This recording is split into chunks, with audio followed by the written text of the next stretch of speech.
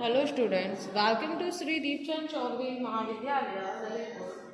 आज हम BA first semester का जो आपका होम साइंस का पेपर है उसमें जो हमारे फंडामेंटल्स ऑफ न्यूट्रिशन जो है एंड ह्यूमन डेवलपमेंट रिलेटेड इसमें सारा जो सिलेबस दिया गया है, जिसमें हम लोगों का फर्स्ट यूनिट जो है कंप्लीट हो गया था। आज हम देखेंगे इसको सेकंड यूनिट को। तो सेकंड यूनिट में क्या है, सेकंड यूनिट में जो है आपका सेल को लेकर के जो है इसमें पहला टॉपिक किया गया है। इसके अलावा इसमें डाइजेस्टिव सिस्टम है, नर्वस सिस्टम है और जो भी आपका हार्ट वाला पोर्शन है वो भी इसमें आपकी सेकंड यूनिट में रहेगा। तो इसमें जो सबसे पहली चीज़ आती है कि जो संसार में जो चीज़ें हैं, ठीक है, जो हमारा होल वर्ल्ड है वो किसमें डिवाइड है? दो चीज़ों में।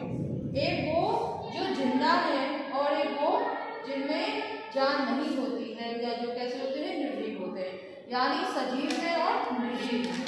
अब बात करते हैं कि डिफरेंसेस की, कि आखिर ऐसा क्या जो है डिफरेंस है इन दोनों में कि ये सजीव है और ये निर्जीव है। तो जो सजीव होगा उसमें एक चीज कॉमन होगी कि उसमें जो है जान होती है या जिंदगी होती है या वो सांस लेती है। तो सांस कौन कौन लेता है? एक हमारा मनुष्य हो गया, ठीक है, इसके अलावा पेड़ पौधे हो गए। तो जो जीव जंतु हो गए, तो जो चीजें सांस लेती हैं, खाना बनाती हैं, मतलब चाहे वो आप कहें कि मनुष्य जो है वो अपना अलग तरीके से बनाता है, जानवर के खाने का तरीका कुछ और होता है, और पेड़ पौधों का जो है क्लोरोफिल एंड सूर्य का प्रकाश, मिट्टी, इन सब को लेकर के जो है वो अपना खाना बनाते हैं। मतलब जो जीवित होगा वो अपना भरण पोषण जरूर करेगा। वही निर्जीव क्या चीजें होती हैं? निर्जीव वो चीजें हैं जिनमें जान नहीं होती है, लेकिन वो भी हमारे लिए जरूरी है। निर्जीव में तो सब कुछ आ जाता है। प्रैक्टिकली अगर हम बात करें तो यहाँ पे जो चीजें उपस्थित हैं, जैसे कि ये टेबल है, ये कुर्सी है, तो और ये किताबें, तो ये क्या है? ये सब चीजें निर्जीव है, लेकिन कहीं ना कहीं दोनों ही एक दूसरे से जुड़ी हुई है, इनके बिना जो है हमारा काम नहीं चलेगा। तो आपने देखा कि जो आज हमने अपना जो है संसार का डिवाइडेशन देखा कि ये टू टाइप्स में जो है डिवाइड है, एक हमारा सजीव और दूसरा निर्जीव। अब बात आती है कि जो सजीव है, वो जो सजीव है उसका जो मुख्य चीज देखा जाए, अब बात आती है यहाँ पे किसकी? मनुष्य की, ठीक है। तो मनुष्य में जो इसका सबसे पहला इम्पोर्टेंट, यानी जिससे एक शरीर बनता है, मीन रेडी होता है, तैयार होता है, तो वो क्या है? कोशिका। यानी शरीर का जो निर्माण होता है वो किससे शुरुआत होती है? कोशिका से। उसको हम सेल बोलते हैं जिसको, ठीक है। तो इसका जब निर्माण होता है तो ये हमारे शरीर की सबसे लास्ट यूनिट कही जाती है, क्योंकि ये पहले किस रूप में बढ़ती है? ये जो है हमारी क्वांटिटिव जो है वे में बढ़ती है। क्वांटिटिव का मतलब क्या होता है? गुणात्मक। यानी जैसे पहले एक कोशिका बनेगी, ठीक है, नोट करते जाइए आप लोग, जो हम बोलते जा रहे हैं शॉर्ट नोट्स बनाइए, बाकी मैं आपको नोट्स भी प्रोवाइड जो है साथ साथ करती जा रही हूँ। तो जो है आपका जो सेल होता है, ठीक है, तो कैसे बढ़ता है? गुणात्मक रूप में बढ़ता है। तो गुणात्मक का मतलब होता है जो क्वांटिटिव, मीन पहले 1 से 2, ठीक है, 2 से कितनी होगी? 4, 4 से 8, 8 से 16, ठीक है। इस तरीके से क्या होता है? ये बढ़ती जाती हैं और एक पूरा शरीर का जो है निर्माण हो जाता है। अब इसकी खोज की बात करें कि भाई जाना कैसे गया कि मतलब जो शरीर है वो किस चीज से बना है? कोशिका से तो बना है, लेकिन ये खोज की गई होगी, इससे पहले तो नहीं पता था। तो इसकी जो खोज की थी वो की थी डॉक्टर जोसेन ने, और ये खोज हुई थी 1950 में, यानी 1950 में जो है इसकी खोज की गई थी। और इस खोज में ये पता चला कि शरीर का निर्माण जो है एक सेल से हुआ है, और ये हमारे संपूर्ण शरीर में होती हैं और हर अंग में अलग अलग होती हैं। इस तरीके से अब हम इनका ये क्या क्लासिफिकेशन, ठीक है। इसके अलावा ये हमारी संरचनात्मक और क्रियात्मक, इसका मतलब होता है कि हमारा बॉडी जो बना है वो किससे बना है? कोशिका। संरचना का मतलब क्या होता है? स्ट्रक्चर, ठीक है। तो बॉडी स्ट्रक्चर यानी बॉडी कैसे बनी?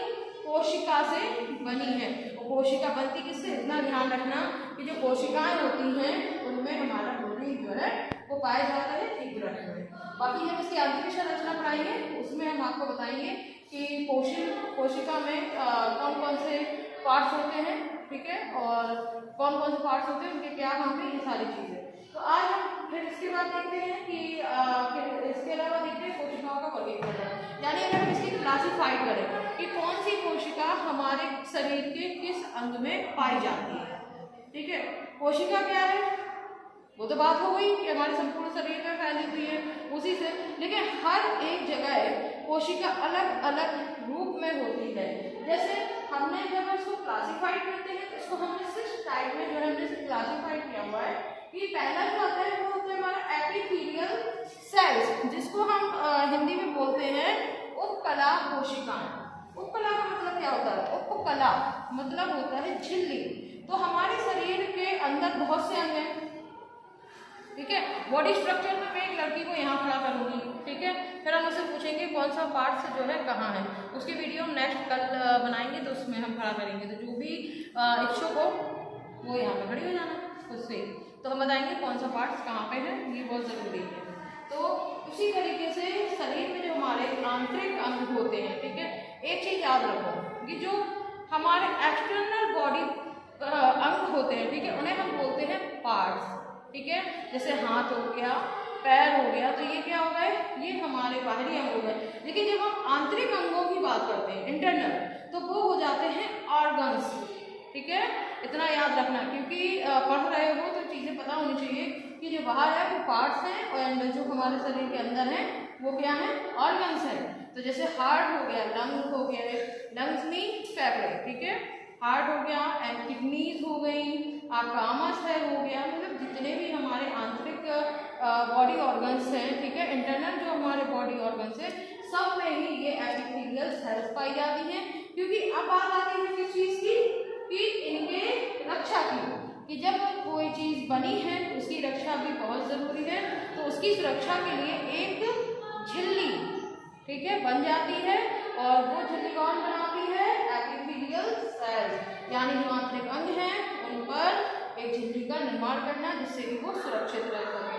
दूसरा आता है हमारा मसल सेल्स, यानी ये इसका जो काम होता है, मसल्स, नाम से पता चल रहा है, मसल्स क्या होती है, हमारी मांसपेशियाँ, ठीक है। तो जो हमारी मांसपेशियों का निर्माण करती हैं वो कहलाती है हमारी ये वाली सेल्स, जिसको हम हिंदी में बोलते हैं पेशी कोशिकाएं, ठीक है, पहले पेशी कोशिकाएं या फिर मांसपेशियों वाली कोशिकाएं जो है हम इन्हें कहते हैं। तीसरा आता है हमारा ब्लड सेल्स, ठीक है, ब्लड सेल्स सबने सुना होगा। तो ब्लड सेल्स का मतलब होता है रक्त कोशिकाएं, वो कोशिकाएं जो हमारे रक्त का निर्माण करती हैं।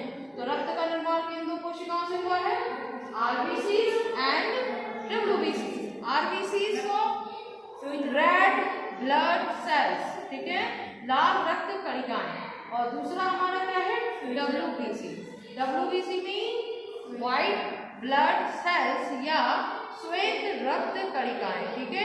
ये एक ऐसी दोनों सेल्स हैं जो हमारे शरीर के लिए जरूरी है, क्योंकि ये रक्त में जो है उसका निर्माण करती है हीमोग्लोबिन का, और ये क्या करती है, प्लेट्स बनाना, उनको जैसे कोई चीज अटैक कर दिया, ठीक है, जब हमारी बॉडी में कोई बैक्टीरिया अटैक करता है तो ये डब्ल्यूबीसीज उस पर जाके उन बैक्टीरियाज को किल कर देती हैं, खत्म कर देती हैं, मार देती हैं, जिससे कि क्या होता है कि वो जो बैक्टीरिया ने आपको अटैक किया था वो खत्म हो गया, जिसकी वजह से आप इन्फेक्टेड नहीं हो पाएंगे, आप बीमार नहीं होंगे। तो ये काम किसका होता है, ब्लड सेल्स का। तो आरबीसीज एंड डब्ल्यूबीसीज आपको समझ में आ गई, ओके। इसके बाद आता है आपका बोन सेल्स। बोन सेल का मतलब होता है ऐसी कोशिकाएं जो कि हमारी हड्डियों का या अस्थियों का या हमारी बोन्स का निर्माण करती हैं।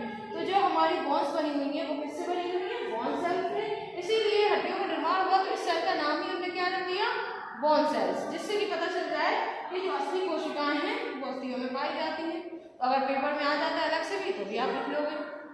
इसके बाद फिर आपका कनेक्टिव सेल्स। कनेक्टिव का मतलब होता है कनेक्ट करना, जोड़ना।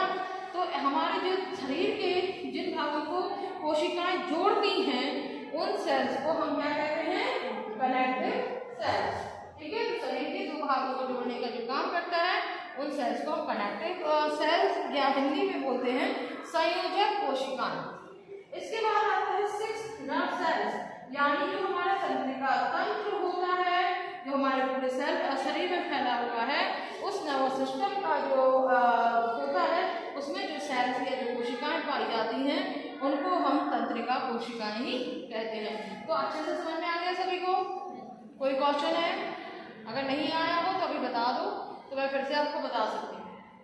ठीक है, तो ये जो कोशिकाओं वाला है। अब नेक्स्ट में मैं जो है कोशिका की संरचना, जिसमें उसका इंटरनल स्ट्रक्चर, जिसमें कि उसमें क्या क्या जो है पार्ट्स होते हैं, जीव द्रव्य होता है, केंद्रक होता है। ठीक है, तो ये सारी चीज़ें अच्छे से हम आपको बता देंगे। धन्यवाद।